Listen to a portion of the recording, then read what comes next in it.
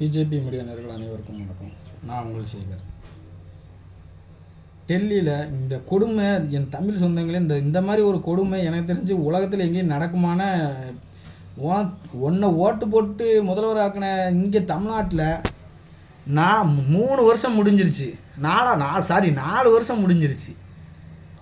இந்த அடுத்த வருஷம் எலெக்ஷனுக்கு போய் தான் ஒவ்வொரு பஞ்சாயத்துக்கும் இந்த கலைஞர் வீடுன்னு சொல்லி இவங்க விட்டுருக்காங்க. மத்திய அரசு பாரத பிரதமர் நரேந்திர மோடி பிரதமர் வீடு கட்டும் திட்டத்திலேருந்து 6 லட்சம் வீடு கொடுத்துருக்காங்க. ஆனால் இவன் மொத்தத்திலே 3000 வீடு கூட கொடுக்கல. எங்களுக்கு அந்த நிதி வேண்டாம்னு சொல்லி அவங்க இது பண்ண வாங்கவே இல்லை. நம்ம ஆனால் 6,75,000 வீடுகள் தமிழகத்துக்கு ஒதுக்குனதை இவனுங்க 3000 வீடு தான் கொடுத்துருக்காங்க தமிழகத்துக்கு. ஏன்னா மோடி வீடு கொடுத்தா எல்லாத்துக்கும் மோடின்னு பேராயிருமேன்ட்டு இவன் ஏழை மக்கள் வாங்கி அவன் பாட்டில் வீடு கட்டிட்டு போகிறான். உனக்கு என்ன பிரச்சனை? இல்லை நீ கொடு. 3 வருஷமாக கொடுக்கவே இல்லை. 4ஆம் வருஷத்தில் 1-2 வீடை கொடுத்துட்டு இப்போ அதை தான் கட்டிக்கிட்டு இருக்கிறாங்க. இப்போ 6,75,000 வீடை நீ வாங்கியிருந்தா வீடு இல்லாத ஏழைகளுக்கு அது யூஸ் ஆகிருக்குன்னு தானே. என் அன்பு தமிழ் சொந்தங்களே, இதை ஏன் நான் சொல்ல வரேன்னா, டெல்லியில் வேறு நாட்டிலேருந்து வந்திருப்பாங்களே இந்த ரோஹிங்கியான்னு சொல்லி, ரோஹிங்கியாவுக்கும் சைனாவுக்கும் 2 கிலோமீட்டர் தான். இவங்க இந்த ரோஹிங்கியாக்காரன் அங்கே போகலாம். ஆனால் அங்கே போகாமல் நம்ம அங்கேருந்து 1000 கிலோமீட்டருக்கு அடுத்து நம்ம நாட்டுக்குள்ளே வரோம். ஏன்னா இங்கே தான் தீவிரவாதிகளுக்கு அடைக்கலம் கொடுக்கக்கூடிய நாடு எதுனா இந்தியாவில் குறிப்பாக தமிழ்நாட்டில். அதில் இந்த டிஎம்கேக்காரன், விடுதலை சிறுத்தைகளுக்காரன், 2 சிபிஎம் சிபிஐ இவனுங்க, அப்புறம் இந்த எவன் தீவிரவாத செயல் பண்ணுறானோ அவனுக்கு அரணாக இருந்து பாதுகாக்கிறது இந்த டிஎம்கேவும் அதன் கூட்டணி கட்சிகளும் தான். ஏன் அங்கே வேறு நாட்டுக்கு போக வேண்டியன? ஏன் இந்தியா என்ன வர்றவன் போகிறவனாலும் தங்குற சத்திரமா இது? ஏன் இங்கேயே இந்தியாவில் 140 கோடி பேர் இருக்கும். வேறு அங்கேருந்து நம்ம எதுக்கு இறக்குமதி பண்ணி நம்ம நாட்டில் மித்த நாட்டுக்கு எவனும் போக மாட்டான். ஏன்னா அவனை விடவே மாட்டான். நம்ம நாட்டில் இந்த எச்சைகள் கூட சேர்ந்துக்கிட்டு எவ்வளவோ அருமையான நாட்டுப்பற்று உள்ள முஸ்லீம்களோ கிறிஸ்துவர்களோ நிறையா பேர் இருக்காங்க. நாட்டுப்பற்று உள்ளவங்க, மனிதாமானம் உள்ளவங்கலாம். ஆனால் மனிதாமானம் அற்றவங்க பூரா இங்கே நம்ம இந்தியாவுக்குள்ளே மனிதாமானம் அற்ற செயல்களை பூரா செஞ்சு இவங்க நாசமாக போகிறதும் இல்லாமல் இந்த எவ்வளவோ நல்ல பேர் எடுப்பை இவன் பண்ணின தவறுனால ஒட்டுமொத்த சமூகத்து ஒரு ஒட்டுமொத்த மதத்து மேலேயே எல்லாத்துக்கும் கோவப்படுற மாதிரி பண்ணிக்கிட்டு இருக்காங்க. டெல்லியில் ஒரு இது இல்லாமல் அங்கேருந்து வந்த பங்களாதேஷில் இருந்தோ, ரோஹிங்கியாவில் இருந்தோ, அப்புறம் பாகிஸ்தானில் இருந்தோ குடியேறினவங்க வீடை பூரா இடிச்சிட்டாங்க. நீ பிழைக்க வந்த அந்த வேலையை மட்டும்தான் பார்க்கணும். நீ அங்கனக்குள்ளே பொது இடத்துல இந்தியாக்காரன் அதில் வீடு கட்டி குடியிருக்க மாட்டான். நீ இருந்துக்கிட்டு தீவிரவாத செயல்கள் செய்வ. நீ தீவிரவாத செயல்கள் செய்கிறதுக்கு ஏன் நாட்டை அழிக்கிறதுக்கு நானே உனக்கு சோறு போட்டு வளர்க்கணுமோ அப்படின்னு ஒரு அருமையாக எதுக்கு அடுத்த தீவிரவாதி அவன் பாம்புக்கு நம்ம பால் கொடுத்து வளர்த்தோம்னா எப்படின்னா அந்த வீடை இடிச்சாச்சு. ஒரு வீட்டுக்கு 50 லட்ச ரூபா தருவாங்க. ஏன்னா இவன் அப்போ விட்டு முதல்ல தமிழ்நாட்டில் இவன் தமிழ்நாடு அரசுலேருந்து 50 லட்ச ரூபா ஒரு வீடு கட்டுறதுக்கு கொடுக்கமுங்காரு இவர் முதலமைச்சர். என்ன முதலமைச்சர்? தமிழர்களே நம்ம எத்தனை பேர் நம்ம தமிழ்நாட்டில் வீடு இல்லாமல் பாவம் இருக்க வீடு இல்லாமல் பிளாட்பாரத்துலேயே அங்கேயும் தங்கிக்கிட்டு இருக்கிறாங்க. அவங்களுக்கு வீடு கொடுக்கலாம்ல? ஏன் நீ இந்த 50 லட்சத்தை அவங்களுக்கு ஒதுக்கலாம்ல? எத்தனை உனக்கு ஓட்டு போட்டு உன்னை முதல்வராக தேர்ந்தெடுத்த தமிழக மக்களுக்கு நீ என்ன செஞ்சிட்ட? 3 வருஷமாக ஒரு வீடு கூட நீ அலாட் பண்ணலை. ஒரு வீடு கூட. ஆனால் எங்கேருந்தோ இது யாருன்னே தெரியாத அவனுக்கு டெல்லியில் உள்ளவனுக்கு 50 லட்சம் கொடுக்க. ஏன் அந்த 50 லட்சம் தமிழ்நாட்டில் எத்தனை பேர் வீடு இல்லாமல் இருக்கான்? அவனுக்கு நீ கொடுக்க வேண்டியனே. இப்படித்தான் ஒரு கேவலங்கிட்ட ஆட்சி தமிழ்நாட்டில் நடந்துக்கிட்டு இருக்கு. என் அன்பு தமிழ் சொந்தங்களே, ஒரு தரம் தப்பு பண்ணிட்டோம். 2020 இவங்களை 2011 நம்ம அடி நம்ம ஈழத்தமிழர்களை கொண்டதுனால எதிர்கட்சியாக கூட அவங்க வர முடியல. அப்படி அடித்தோம். அதை அப்படியே நம்ம கண்டினியூ பண்ணி ஏன்னா எதிரியை கூட மன்னிச்சிடலாம். இவங்க துரோகிகள். திருமாவளவன்லாம் 1ஆம் நம்பர் துரோகி. திருமாவளவன், வைகோ, இந்த காங்கிரஸ் தான் நம்மளோட முதல் எதிரி. காங்கிரஸ் தான் நம்மளை அழிச்சது. எல்லாமே காங்கிரஸ் தான். தயவு செஞ்சு என் அன்பு தமிழ் சொந்தங்களே கொஞ்சம் யோசிச்சு பாருங்கள். மக்களுக்காக என்ன நடக்குன்னு யோசிச்சு பாருங்கள். அண்ணன் திருமாவளவன் வாய்க்கு வாரி என்ன பேசுகிறாரு? ஏடிஎம்கே கூட்டணியில் பாஜக இருக்குது, அவங்க என்ன கூட்டணியாச்சா? ஒரே இதை இவங்க ஏடிஎம்கேவும் பிஜேபியும் கூட்டணி வந்ததுலேருந்து அண்ணன் உறங்கவே இல்லை போல்.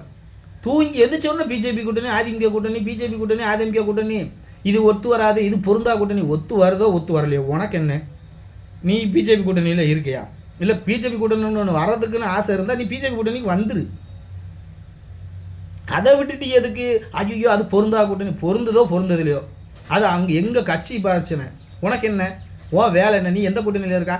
உனக்கு என்ன தான் காட்டுன்னு கத்துனாலும் என்ன தான் குமுறுன்னு குமுறுனாலும் உனக்கு பிளாஸ்டிக் சேர் தான் 2 சீட்டு தான். நீ உன்னை அவங்க அறிவாளியை கொத்தடிமையாக வச்சுருக்கீங்க. அண்ணன் நீங்கள் மட்டும் கொத்தடிமையாக இருக்கணும் இருந்தாலும் பரவாயில்லண்ணே, உங்களோட சார்ந்து இருக்கிற ஒட்டுமொத்த சமூகத்தையும் நீங்கள் கொத்தடிமையாக ஆக்கி வச்சுருக்கீங்க. கேட்டால் சமத்துவம் சமூக நீதினு பேசுகிறீங்க. ஏன்னா இந்திய வரலாற்றிலேயே அண்ணன் திருமாவளவன் அவர்களுக்கு தான் திருமாவளவன் அவர்களுக்கு இந்த சமத்துவம் சமூக நீதி டிஎம்கேல தான் இருக்குது, அதுதான் இருக்குது, இதாக இருக்குன்னு மேடைக்கு மேடை வெக்கமே இல்லாமல் கூவிக்கிட்டு இருக்க ராசாவுக்கு தான் இந்த பதில். இந்திய ரயில்வே துறையில் ஒரு தாழ்த்தப்பட்ட மக்களை ஒரு தாழ்த்தப்பட்டவரை தலைமை பொறுப்பு கொண்டு வந்திருக்குது பாரதிய ஜனதா கட்சி. அப்படி காங்கிரஸ் ஏதாவது செஞ்சுருக்கா? டிஎம்கே ஏதாவது செஞ்சுருக்கா? ஆனால் ராசான்னா உங்களை விட ஒரு திறமையான ஆள் டிஎம்கேல இருக்கானே.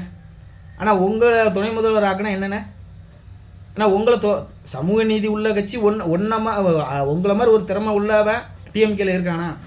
ஏன் நீங்கள் துணை முதல்வர் உங்களுக்கு கொடுக்க வேண்டிய என்னென்ன? சேர கூட முதல்வர் ஸ்டாலின் பக்கத்தில் உங்களால் இருக்க முடியல. அவர் பையன் நேற்று வரைக்கும் நடிகைகளோட ஊர் சுற்றிக்கிட்டு இருந்தவன் அவனாக முதல்வர் பக்கத்தில் சேர போட்டு நீங்கள் எந்திரிச்சு உட்காந்து நீங்கள் நின்றுக்கிட்டு இருக்கீங்க கொத்தடிமை. நீங்கள் பாரதிய ஜனதா கட்சியை பற்றி பேசிக்கிட்டு இருக்கீங்க. ஆனால் நீங்கள் திரௌபதி முர்மு யாருன்னா பழங்குடியினத்தவர். அவருக்கு நாங்கள் ஒரு இந்தியாவில் முதல் குடிமகங்கிற அந்தஸ்தை கொடுத்தது யார்? பாரதிய ஜனதா கட்சி. ஐயா அப்துல் கலாமுக்கு இந்தியாவின் முதல் குடிமகன் இது பண்ணது யார்? ஜனாதிபதியா? பாரதிய ஜனதா கட்சி. போன வட்டம் இருந்தார் ராம்நாத் கோவிந்த், அவர் யார்? ஒரு பட்டியலினத்தவர். இப்படி எல்லா சமூகத்துக்கும் கரெக்டான அங்கீகாரம் கொடுக்கறது யாருன்னா பாரதிய ஜனதா கட்சி. பாரதிய ஜனதா கட்சியில் சமத்துவம் சமூக நீதி இருக்குதா? அண்ணன் எல் முருகனை 2 டைமாக மத்திய இணையமைச்சர் ஆகி மோடியோட வலது கரத்திலே வச்சுருக்காங்களே பாரதிய ஜனதா கட்சி. இப்படி டிஎம்கேலேயே காங்கிரஸ்லேயும் ஏதாவது ஒன்று சொல்லுங்கள் பார்க்கலாம். ஏதாவது ஒரு சின்ன நிகழ்வை சொல்லுங்கள் பார்க்கலாம். பாரதிய ஜனதா கட்சியை மதவாத கட்சின்னு சொல்கிறீங்களேண்ணே, உண்மையிலேயே உங்களுக்குன்னு மனசாட்சின்னு ஒன்று இருக்கா இல்லையா? நீ என்ன சொல்கிற? இந்து மதத்தை அழிப்போங்க. இதே மாதிரி நான் ஒரு முஸ்லீம் மதத்தை அழிப்பேன், ஒரு கிறிஸ்டின் மதத்தை அழிப்பேன், ஒரு சீக்கிய மதத்தை அழிப்போம்னு ஒன்றால் சொல்ல முடியுமா? இந்து மதத்தில் என்ன? நீ தான் உனக்கு தான் இந்து மதம் இல்லைல்ல, அதில் மூட நம்பிக்கை இருக்குது இல்லாமல் போது உனக்கு என்ன? மூட நம்பிக்கையை வச்சுக்க மூட நம்பிக்கை அது அவன்ல சொல்லணும். நம்ம சொல்கிறது இது மூட நம்பிக்கைன்னா அது அவன்லாம் கும்பிடணும். சாதியை ஒழிச்சாங்க. சாதி எங்கிட்டு கூடி ஒழிச்சிருக்கான்? எங்கே ஒழிஞ்சிருக்கு சாதி?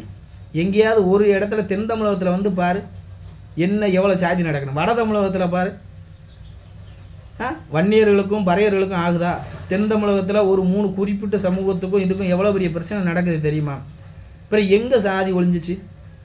நீ மக்களை இன்னும் எவ்வளோ தூரம் ஏமாற்ற போகிறீங்க?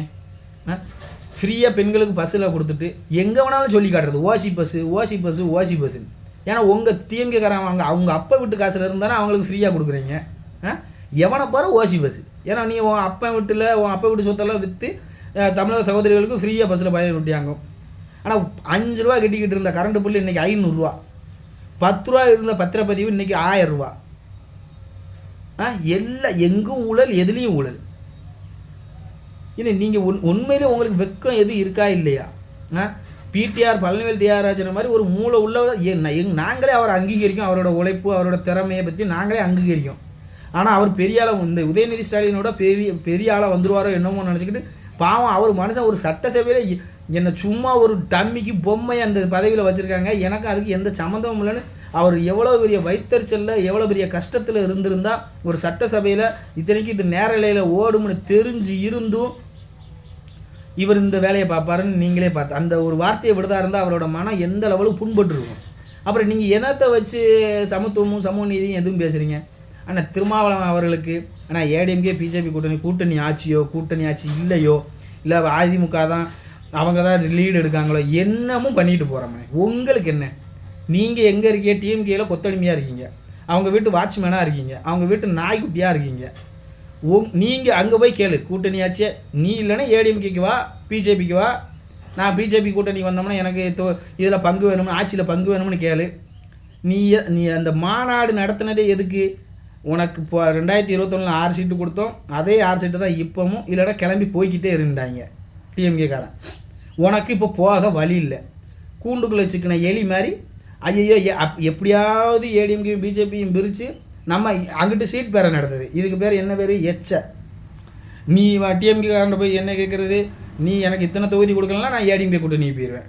ஏடிஎம்கே கூட்டணியில் நீங்கள் எனக்கு இத்தனை தொகுதி தரலாம், நான் டிஎம்கே கூட்டணியிலே இருந்துக்கிறேன். இந்த பேரத்துக்காக நீ நாட்டு மக்களுக்கு நல்லது செய்யணும்னு நீ இந்த மாதிரி ஒரு நீ நாட்டு மக்களுக்கு நல்லது செய்யணும்னு நினச்சிருந்தா டிஎம்கே கூட்டணியில் இருப்பியா? ஃபஸ்ட்டு வேங்க வெயிலில் மரத்தை கலக்கும் போதே நீ நேரம் தூக்கு போட்டு செத்துருக்கணும். இல்லைன்னா அந்த கூட்டணியை விட்டு வெளியே வந்திருக்கணும். என்ன ஒரு மாநாட்டில் என்ன சொல்கிற, உன் கட்சி தொண்டர்களையே பார்த்து கம்பியை திருடிட்டு போயிடாதீங்க, எப்பவும் வட்டம் காசு கொடுக்க வேண்டியதாக இருக்குது. அது அந்த அவங்களுக்கு எவ்வளோ பெரிய மன உளைச்சலாக இருக்கும். ஒரு தலைவரே தொண்டனை பார்த்து களவாண்டு போயிடாதுன்னு சொன்னால் மித்தவன் பூரா என்ன நினைப்பாங்க, களவாணி பையன் நினைப்பான்னு நினைக்க மாட்டானா? இப்போ வேங்க வெயிலுக்கு ஒரு சரியான தீர்வு கொடுத்துருந்தா இந்த வயக்காட்டில் அந்த டிஎம்கே காரங்க தான் போய் உன் சமூகத்து மக்களை அடித்து வீடுகளெல்லாம் தீய வச்சு கொளுத்துவாங்களா? மரக்காணத்தில் கள்ளச்சாராயம் முடிச்சு 22 பேர் சேர்த்தானே, அப்போவுமே சரியாக அது எல்லாம் உன் சமூக மக்கள் தான். 3/4 பேர் உன் சமூக மக்கள் தான். நீ அங்கே சரியான ஒரு இதை எடுத்திருந்தா கள்ளக்குறிச்சியில் 69 பேர் சேர்த்துருப்பானா? 69 பேரில் குறைஞ்சது 50 பேர் உன் சமுதாயத்துக்காரன். அப்படி நீ உன் சமுதாயத்துக்கு ஒன்றுமே பண்ணலை. ஒன்றுமே பண்ணாமல் அந்த மக்களை ஏமாற்றிக்கிட்டு நீ கொத்தடிமையாக இருக்கிறதும் இல்லாமல் அந்த மக்களையும் கொத்தடிமையாக ஆக்கி வச்சுக்கிட்டு இருக்க. அப்புறம் நீ என்ன பிஜேபி கூட்டணியை பற்றி, பிஜேபி ஏடிஎம்கே கூட்டணியை வச்சு அது கொள்கை இல்லாத கூட்டணி, இது இல்லாத கூட்டணி, அது இல்லாத கூட்டணி, இதெல்லாம் உனக்கு எதுக்கு? உனக்கு எதுக்குன்னு கேட்க. அது எங்கள் 2 பேரோட பிரச்சனை. உனக்கு என்ன பிரச்சனை? ஆட்சியில் பங்கு கொடுக்கல, அது எங்களோட பிரச்சனையை உனக்கு என்ன? அது எடப்பாடி தான் அறிவிக்கணும், அதை ஏன் அமித்ஷா அறிவிச்சார்? யார் அறிவிச்சா உனக்கு என்ன? நீ எங்கே இருக்க? எங்கே கொத்தடிமையாக இருக்க? அதை போய் பாரு. நம்ம தமிழில் சொல்லுவாங்க பார்த்தியா, உனக்கு இருக்கிறத சொறி, எனக்கு இருக்கிறத நான் சொறிவேன். எனக்கு ஆண்டவன் கையை கொடுத்துருக்கான், நாங்கள் சொரிஞ்சுக்கிடுவோம்.